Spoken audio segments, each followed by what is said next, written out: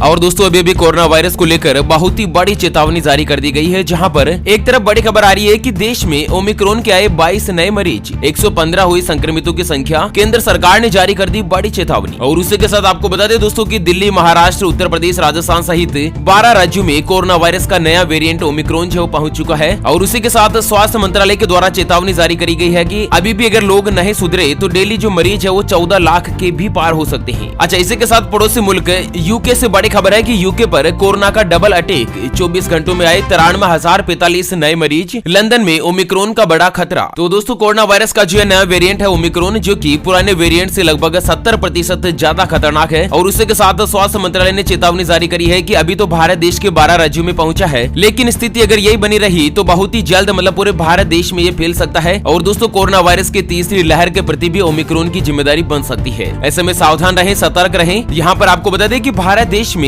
आज ओमिक्रॉन के सबसे ज्यादा यानी कि एक दिन में 24 नए मामले आने के साथ ही कोरोना वायरस के नए वेरिएंट से संक्रमित लोगों की कुल संख्या बढ़कर 115 के पार हो चुकी है। और इसी के साथ देश में अब तक 12 राज्यों और केंद्र शासित प्रदेशों तक ओमिक्रॉन वेरिएंट पहुंच गया है, जहां पर भारत देश में सबसे पहले ओमिक्रॉन के जो 2 मामले कर्नाटक में ही आए थे। लेकिन अभी की स्थिति की चर्चा करें ना तो 40 मरीज तो अकेले महाराष्ट्र से हैं, दिल्ली से 22, राजस्थान से 17, तेलंगाना में 8, कर्नाटक में 8, केरल, गुजरात, उत्तर प्रदेश, आंध्र प्रदेश, तमिलनाडु, बंगाल, चंडीगढ़ और देश की राजधानी दिल्ली सहित दोस्तों कई राज्यों में यहाँ पर ओमिक्रॉन के मामले देखे गए हैं। और वहीं संक्रमण की रफ्तार को देखते हुए केंद्र सरकार ने लोगों को गैर जरूरी यात्रा और सामूहिक समारोह से बचने और बड़े स्तर पर नए साल का जश्न नहीं मनाने की सलाह दी है। और इसी के साथ आपको बता दें कि देश की आर्थिक राजधानी मुंबई में धारा 144 लागू कर दी गई है, यानी कि कर्फ्यू का ऐलान कर दिया गया है। और इसी के साथ नए साल के जश्न मनाने पर रोक लगा दी गई है। और साथ ही स्वास्थ्य मंत्रालय ने चेतावनी जारी करी है कि अगर स्थिति यही बनी रही तो दोस्तों बहुत ही जल्द कोरोना वायरस का जो ये वेरिएंट है वो इतना खतरनाक पहुंच सकता है कि एक दिन में 14 लाख मरीज भी सामने आ सकते हैं। अभी अगर पड़ोसी मुल्क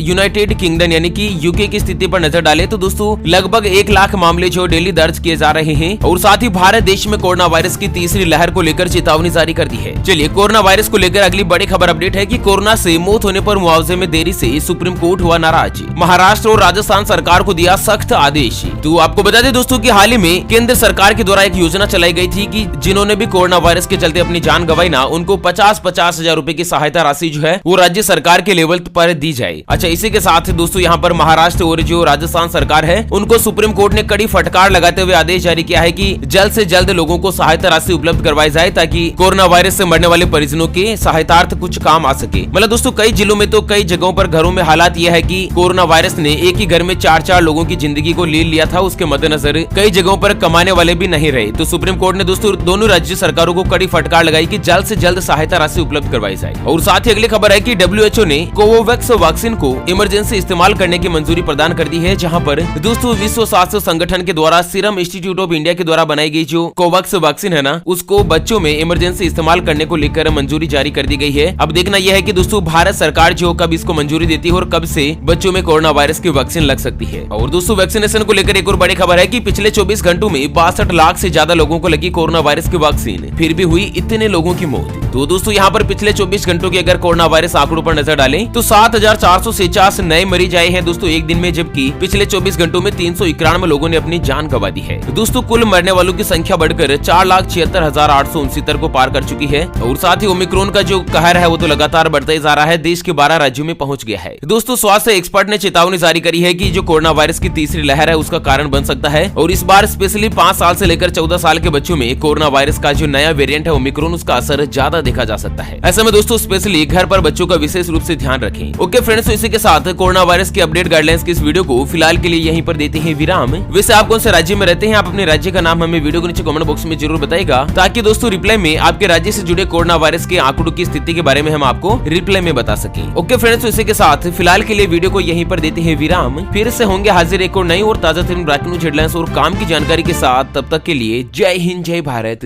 वंदे मातरम।